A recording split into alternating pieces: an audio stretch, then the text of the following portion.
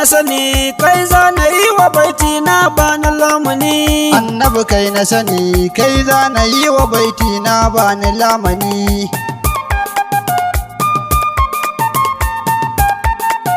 Subuhun Kudus mai jinni da annas, sarkin da ya gabas mai canza kaddara a sakan ɗaya ban izini.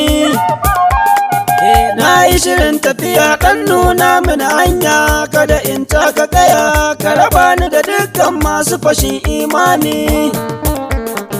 Na daga hannu sama zan ɗan roƙi azama, yarje mini na gama ba a ji rashin ladabi a ciki ba da martani. Annabi kai na sani Allah yi salati har ya wuce yawan sati da yawan malakuti.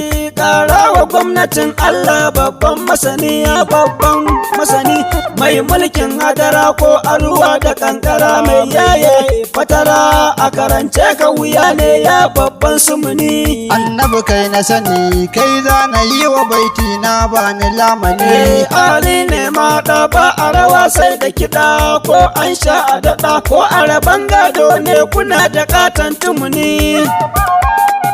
Shurafa da imma ƴaƴaye ga alima, akan su za mu yi rigima kowaye kai na ce ko a mutum da aljani. Sulhu ake wa zama a iri mun ga kama, annabi da Fatima mai gaggawa bai bambance shi ba har badani. Mace mai ruɗa maza a ruwa wuki taza don mun yi bangaza, nazara na aziza a gisni.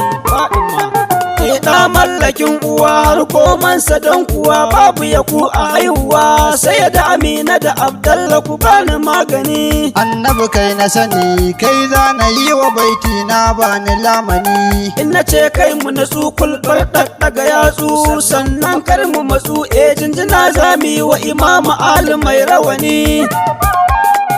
Samu nasara ce, ashab sun dace.